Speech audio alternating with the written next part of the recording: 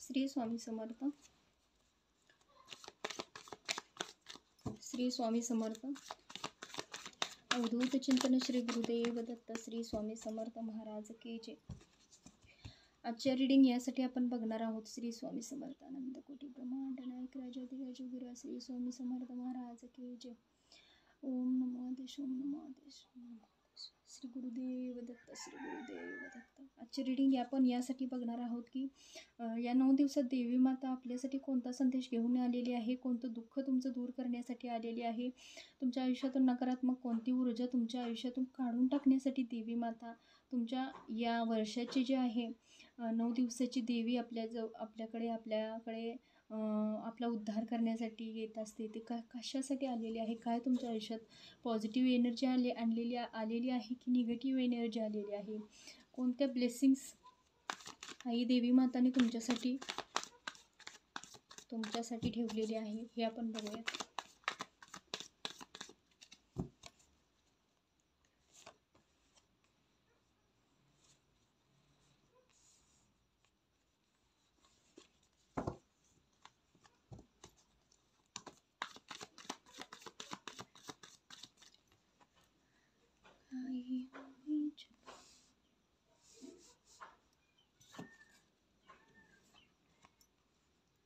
देवीचं नाव घेताच देवी आलेली आहे.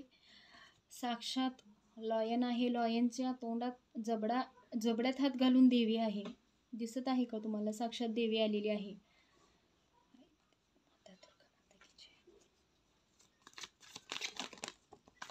सगळ्या गोष्टी मांडल्या तर आहेत, नाही तर काहीच नसतं. विश्वासावरच्या सगळ्या गोष्टी आहेत. थर्ड पार्टी सिच्युएशन, अपेक्षा, होप्स आहेत तुम्हाला कोणत्या तरी अजूनही. देवीकडे तुम्ही मागत सुद्धा आहात. तुमच्या आयुष्यात काही जर थर्ड पार्टी सिच्युएशन आहे ती रिमूव्ह जाऊ दे पटकन असं तुम्हाला वाटत आहे. तुम्हाला सोडून गेलेल्या व्यक्तीसाठी सुद्धा तुम्ही देवाकडे मागितलेला आहात.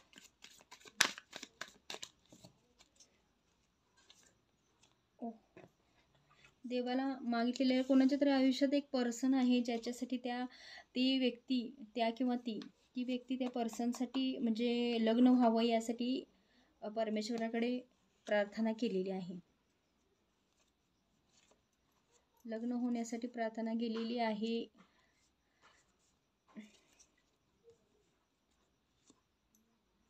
व्हिडिओ शेवटपर्यंत बघा म्हणजे तुम्हाला समजेल यामधलं काय आहे. स्किप व्हिडिओ करू नका. आणि ज्यांना माझ्या इंस्टा अकाउंट फॉलो केलेले नाही आहेत तो सुद्धा अकाउंट माझा फॉलो करा, जेणेकरून तुम्हाला तिथून आणि काही संदेश किंवा काहीतरी अजून इम्पॉर्टंट तुमच्या आयुष्यात जे महत्त्वाच्या काही गोष्टी असतील तर त्या मिळून जातील. जिथे देवी आलेली आहे तिथे संकटसुद्धा आलेलं आहे. देवीने संकटसुद्धा तिथंच दिलेलं आहे. इथं देवी आलेली आहे, इथं संकटसुद्धा दिलेलं आहे. कुठंच असं नाही की संकट नाही आहे. देवी आहे, देव आहे आणि तिथं संकट नाही आहे. देव आहे तिथं संकट आहेच. संकट आल्याशिवाय माणसाला देवाची सुद्धा आठवण येत नाही आहे. जर चांगलं आयुष्य राहिलं तर देवाला संकट आलं की देवाची आठवण येत नाही. संकट आलं की नक्की देवाची आठवण येत असते. देवापर्यंत स्वतः आपण जात असतो तिथवर. चॅनेलला सबस्क्राईब केलं नसेल तर नक्की करून घ्या, कारण येणारे प्रत्येक व्हिडिओ लवकरात लवकर तुमच्यापर्यंत येऊन पोचतील.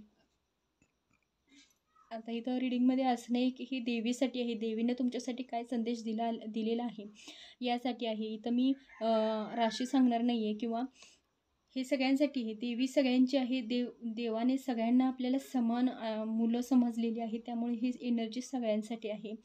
ज्यांना ही एनर्जी मनापासून तुम्ही बघत असाल तर नक्कीच ही तुम्हाला एनर्जी रेझोनेट होणारच आहे.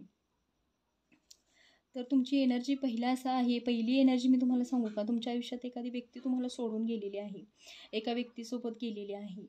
व्यक्तीसोबत जाऊन त्या व्यक्तीला जवळजवळ 6 वर्ष तरी कंप्लीट होत आलेले आहेत आणि ती व्यक्ती इतकी लांब गेलेली आहे तुम्हाला सोडून की ती परत म्हणजे नाराज भूमिकेत गेलेली आहे. असं नाही की तुम्हाला सोडून गेली म्हणजे ती खूप आनंदात तुम्हाला त्रास व्हावा म्हणून सोडून गेलेली आहे, असं सुद्धा नाही आहे. त्या व्यक्तीचं मनापासून प्रेम होतं तुमच्यावर, पण अशा काही सिच्युएशन्स तुमच्या लाईफमध्ये घडल्या त्यामुळे ती व्यक्ती तुम्हाला सोडून गेली, सरेंडर झालेली आहे. सगळ्या गोष्टी त्या सोडून गेलेल्या आहेत ती व्यक्ती. तो किंवा ती ह्या दोन्हीपैकी असेल ती व्यक्ती तुम्हाला सोडून गेलेली आहे. पण त्यांचे इमोशनल्स अजूनही तुमच्यासाठी आहेत. अजूनही तुमच्यासाठी आहेत. नक्कीच आहेत. पण भविष्यात देवीची इच्छा आहे की ती व्यक्ती तुमच्यापर्यंत परत आणावी, तुमच्यापर्यंत यावी. तुम्ही त्यांच्याकडे प्रार्थनासुद्धा केलेली आहे देवीकडे. ज्यांनी ज्यांनी मला प्रार्थना केलेली आहे नक्की मला कमेंट करून सांगा. देवीचं नाव घ्यायला विसरू नका. देवीचा आशीर्वाद जर तुमच्यापर्यंत चांगला पोचत असेल, संदेश तुमचा हा खरा ठरत असेल तर नक्की तुम्ही कमेंट करून देवीचं नाव घ्यायला विसरू नका. तुमच्याकडे त्या व्यक्ती येताना दिसत आहेत. नक्कीच त्या येतील तुमच्याकडे. दिसत आहे असं. जितक्या रागाने ते गेलेले आहेत तितक्या मऊ स्वभाव करून किंवा तो राग निवळून जाऊन त्या तुमच्यापर्यंत येतील. हा होप्स आहेत. तुम्ही अजून होप्स अपेक्षा अजून तुम्ही करू शकता त्या व्यक्तीसाठी. आणि हे देवीचं मत आहे असं की ती व्यक्ती तुमच्याकडे परत यावी, हे रियुनियन व्हावं असं त्यांची देवीची इच्छा आहे. अजून अशी एक व्यक्ती आहे की ज्या व्यक्तीच्या आयुष्यामध्ये एक पर्सन आहे, ते लग्न करण्यासाठी इच्छुक आहेत. त्यांची इच्छा आहे, ती देवाकडे प्रार्थना करत आहेत, देवाला गारण घात आहेत की माझं त्या व्यक्तीसोबत लग्न व्हावं. माझी इच्छा आहे. मध्ये आधी कोणते अडथळे आहेत ते सगळे दूर व्हावेत आणि माझं त्या व्यक्तीसोबत लग्न व्हावं. ही जर एनर्जी खरंच तुमची असेल तर मला नक्की देवीच्या दुर्गामाता की जय, तुमच्या कुलदेवीनी स्वामिनीचं नाव घेऊन मग तुम्ही कमेंटमध्ये नक्की सांगा. कारण ही एनर्जी जर तुम्हाला रेझोनेट होत असेल तर तुमची इच्छा आहे, मनापासून इच्छा आहे, देवाला तुम्ही गारण गात आहात, ती व्यक्ती माझ्याशी कॉन्टॅक्टमध्ये यावी, माझ्याशी लग्न करावं, माझं त्या व्यक्तीचं लग्न व्हावं असं देवाला वाटत आहे, म्हणजे तुम्हाला वाटत आहे. आणि ती इच्छा, देवाची इच्छा देवाला वाटत आहे की ती इच्छा कमीत कमी 1 वर्षात कंप्लीट होताना दिसत आहे तुमची. नक्कीच होणार आहे. ती इच्छा कंप्लीट होताना दिसत आहे. आणि ज्या व्यक्तीसाठी तुम्ही देवाकडे प्रार्थना केलेली आहे त्याच्यासाठी खूप त्रास होत आहे, तुम्हाला खूप वेदना होत आहेत. तुम्ही आशावादी आहात की समोरची व्यक्ती जी तुमची आहे त्यांच्या घरचे किंवा थर्ड पार्टी सिच्युएशन त्यामध्ये आहे. असं नाही आहे की ते त्यांचं कुठं तर अफेअर असावं असं नाही आहे. त्यांचे आईवडीलसुद्धा मध्ये असू शकतात, तुमचे आईवडील असू शकतात किंवा कास्टचा प्रॉब्लेम असू शकतो. असा सगळा इश्यू, तुमच्या भरपूर इश्यूज आहेत तुमच्या आयुष्यामध्ये आणि ते तुम्ही फेस करत आहात दोघेसुद्धा. पण यातून तुम्ही नक्की बाहेर पडणार आहात. पण 3 व्यक्ती तुमच्या या रिलेशनमध्ये आहेत हे तेवढं नक्की मी सांगू शकते. 3 व्यक्ती जे आहेत कदाचित त्यांच्या घरातले इन्व्हॉल्व असतील किंवा तुमच्या घरातले इन्व्हॉल्व असू शकतील. पण 3 व्यक्ती ज्या आहेत, ह्या 3 व्यक्तींनी इतकं जाळं मोठं निर्माण केलेलं आहे की ते तुम्हाला एकत्र न येण्याचा कोणताच मार्ग राहू नये असं त्यांचं मत आहे. अशी तुमची एनर्जी दिसत आहे. ही जर एनर्जी खरी असेल तर मला नक्की कमेंट करून तुम्ही सांगा. पण 1 वर्षात तुमची ही एनर्जी सगळी नाहीशी होऊन देवी स्वतः तुम्हाला भेटवण्याचा प्रयत्न करत आहेत आणि त्या तुम्हाला यातून बाहेर काढणार आणि हे लग्न तुमचं होऊ शकतं. 90 ते 95% तर मी सांगू शकते की हे 1 वर्षात लग्न, 1 वर्षानंतर तरी पुढच्या वर्षापर्यंत तरी होऊ शकतंच. नक्की आहे हे. अजून अशी एनर्जी आहे की थर्ड पार्टी सिच्युएशन आहे. जी व्यक्ती आहे, जी तुम्हाला सोडून गेलेली आहे, त्या व्यक्तीसाठी अजूनही होप्स आहेत तुमच्यामध्ये. तुम्हाला वाटत आहे की ती परत यावी, तुम्ही वाट बघत आहात. त्यासाठी तुम्ही प्रयत्नसुद्धा करत आहात. ही एनर्जी आणि ही एनर्जी चेंज आहे. जी सोडून गेलेल्या व्यक्तीच्या मनाची भावना जी आहे ती मी तुम्हाला सांगितली ती परत येणार. पण ही तुमची एनर्जी आहे. ज्यांना ही एनर्जी रेझोनेट होत आहे त्यांनी हे एनर्जी बघा. ती व्यक्तीकडून काही रिस्पॉन्स तुम्हाला नाही आहे. ती व्यक्ती तुम्हाला कॉल करत नाही आहे किंवा तुमची चौकशी करत नाही आहे किंवा तुम्हाला कुठं दिसत नाही आहे. तुम्हाला त्या व्यक्तीकडून कोणतंच काहीच तुम्हाला ते ॲक्शन तिकडून तुम्हाला काहीच मिळत नाही आहे. मग तुम्ही अपेक्षा धरून त्याचा काहीच उपयोग नाही. खूप तुम्ही तयार आहात. ती व्यक्तीला स्वीकारण्यासाठी तयार आहात. भविष्यात चांगलं राहण्यासाठी ज्या चुका तुमच्या झाल्या, घर म्हटलं की सगळ्यांच्या चुका होत असतात. तुम्ही स्वतःला मान्यसुद्धा केलेलं आहे की इथून पुढं चूक मी होणार नाही. जसं राहायचं तसं वागायचं तसं वागू दे, पण माझ्याकडे परत येऊ दे. पण ती व्यक्ती समोरून दिसली पाहिजे ना तुम्हाला. काहीतरी होप्स, काहीतरी अपेक्षा दिसल्या पाहिजेत. तसं जर तुमच्या आयुष्यात काही दिसत नसलं तर तुम्ही मला वाटतं की हे काम होणार नाही आहे तुमचं. होणार नाही म्हणण्यापेक्षा ते देवाच्याच मनात नाही आहे की ते परत तुमच्या आयुष्यात तुम्हाला त्रास देण्यासाठी यावेत. कारण ते इतक्या दिवसापर्यंतपासून जाऊन तुमच्याशी कसलीच तुम्ही जगलाय, मेलाय, काय करताय, काय खाताय ही चौकशी तुमची करत नसतील, तर ती व्यक्ती परमेश्वराच्या मनात नाही आहे की ती व्यक्ती तुमच्याकडे परत यावी. आणि हे रियुनियन व्हावं असं परमेश्वराला, देवीला वाटत नाही आहे. दुर्गामाता आपली आहे ती त्या देवीलाच वाटत नाही आहे. तुम्ही किती जरी प्रयत्न केला तर वाटणार नाही. तिकडून काहीतरी रिस्पॉन्स असेल तर 100% मी सांगते की तुमचं रियुनियन होणार आहे. पण त्या व्यक्तीकडून काही कॉन्टॅक्ट नसेल किंवा ती व्यक्ती तुम्हाला तुमची काळजीच करत नसेल, भले ती तिकडे भलेही सुखी असू दे, पण तुमची थोडी तरी कुठून तरी जरी तुमची म्हणजे एनर्जी चेक करत असेल की तुम्ही कसं आहात, काय करत आहात, कुठे जात आहात किंवा तुम्ही कुठे थर्ड पार्टीशी डील करत आहात का, असे जर त्यांची एनर्जी तुम्हाला येत असेल तर नक्कीच ही एनर्जी तुमची आहे. पण इकडून काहीच एनर्जी दिसत नसले तर परमेश्वराने सांगितलेलं आहे की मी स्वतः ही एनर्जी तोडलेली आहे. तुला या एनर्जीपर्यंत जायची गरज नाही आहे, कारण त्या व्यक्तीपासून तुला सुख नाही आहे. अशी एनर्जी इथं दिसत आहे. आता दुसरी एनर्जी फॅमिलीसाठी आहे. फॅमिलीमध्ये सुख, समाधान, शांती राहावी यासाठी देवीला कोणीतरी गारण घातलेलं आहे. दुखण्याच्या गोष्टी जास्त दिसत आहे. आजारपण कुणाचं तरी दिसत आहे. लहान लेकरं किंवा लहान लेकराच्या शिक्षणासाठी आहे. लहान लेकरं कुणाची तरी आजारी असतील किंवा त्यांचं ऑपरेशन असेल किंवा काही गोष्टींचा त्यांच्यासाठी परमेश्वराकडे त्यांनी खूप विनवणी केलेली असेल किंवा आजारी आईसाठी, बायकोसाठी किंवा बायकोची प्रेग्नेन्सी किंवा स्वतः एक लेडीज असेल ती आपली प्रेग्नेन्सी राहावी यासाठी जरी देवाकडे प्रार्थना करत असेल किंवा त्यांना मुलींच्या पाठीवरती एक मुलगा हवा असेल त्याची सुद्धा एनर्जी दिसत आहे. मुलींच्या पाठीवर एखाद्या घराला वंशाचा दिवा मिळावा अशी अपेक्षा आहे. त्यासाठी देवीला गारण घालत आहे. देवीला 9 दिवसाचं जी सेवा आहे ती करून ती व्यक्ती त्यांच्या देवापर्यंत त्यांची सेवा पोचवण्याचा प्रयत्न करत आहेत. फॅमिलीत किंवा त्यांच्या पर्सनला काही प्रॉब्लेम असेल किंवा त्यांना काही प्रॉब्लेम असेल आणि सुख, समाधान, शांती ह्या तर गोष्टींसाठी नक्कीच कोणीतरी प्रार्थना करत आहे. माझी फॅमिली खूप सुखात आहे. मला माझी फॅमिली इथून पुढे सुद्धा सुखात राहू दे. चांगली एनर्जी माझ्या फॅमिलीला मिळू दे. वाईट शक्ती माझ्या फॅमिलीवरून लांब जाऊ दे. अशी एनर्जीसुद्धा दिसत आहे. आणि परमेश्वराने याच्यासाठी सुद्धा खूप मोठा आशीर्वाद दिलेला आहे. यस असं सांगितलेलं आहे. माझी दृष्टी कायम तुमच्या संसारावर राहील. कायम तुमच्या प्रत्येक निगेटिव्ह एनर्जी मी तुमच्या फॅमिलीपासून दूर ठेवण्याचा प्रयत्न करेन असं देवीने त्यांना कौल दिलेलं आहे, सांगितलेलं आहे त्यांना सांगितलेलं आहे. आणखी अशी एनर्जी आहे. किती एनर्जीज झाल्या? 1 2 3 4 5.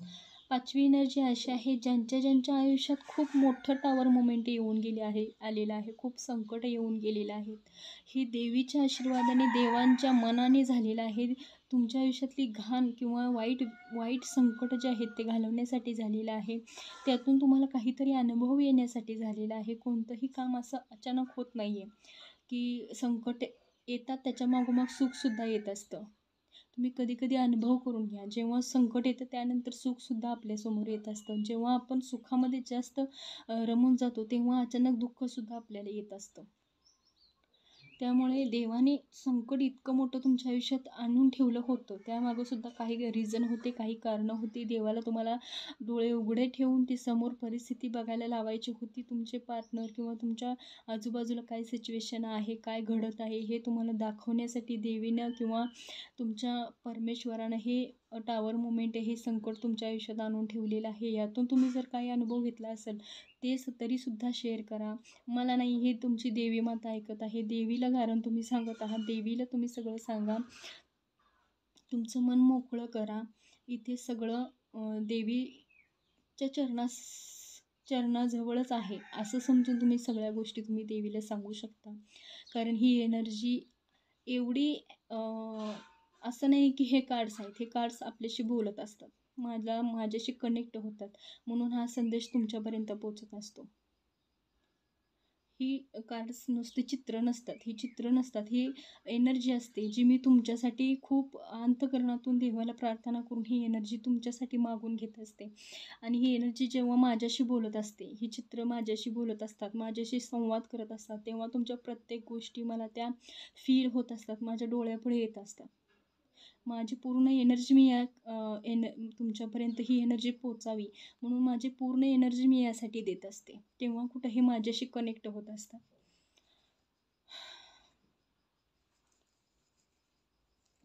ही रीडिंग वाचल्यानंतर एक तासभर जरी, तास ते 2 तासात तरी हाच विचार असतो की किती माणसांच्या आयुष्यात वाईट संकट आहेत. आणि तुमची कमेंट आल्यानंतर तर खूप मला वाईट वाटतं की माझ्यामुळे कोणापाशी तर संदेश पोचत आहे, पण त्यांच्या आयुष्यात किती वाईट वेदना आहेत.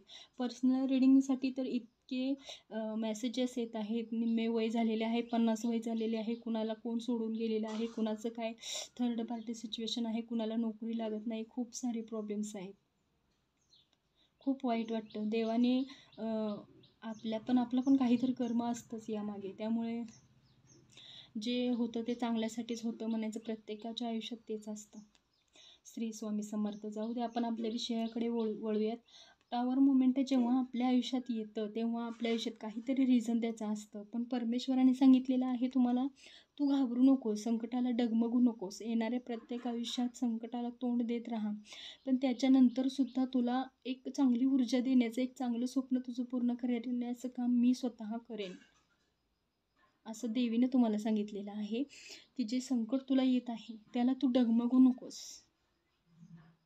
डगमगू नकोस, ते तुला पार करून पुढे जायचंच आहे. पार करून पुढे गेल्यानंतर मी तुझ्या आयुष्यात इतकं सुंदर, इतकं चांगलं काहीतरी देईन की त्याचा तू कधी विचारच करू शकणार नाही. संकट आलं की थांबू नकोस, रडत बसू नकोस, त्याची शंका मनात धरून तू थांबू नकोस.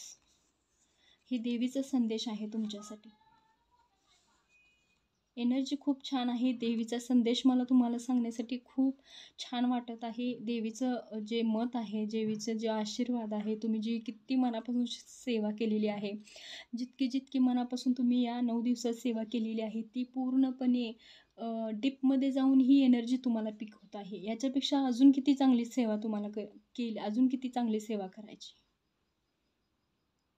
खूप छान आहे तुमचं मार्गदर्शन मी करत देवाची जे मी तुम्हाला सांगत आहे ती खूपच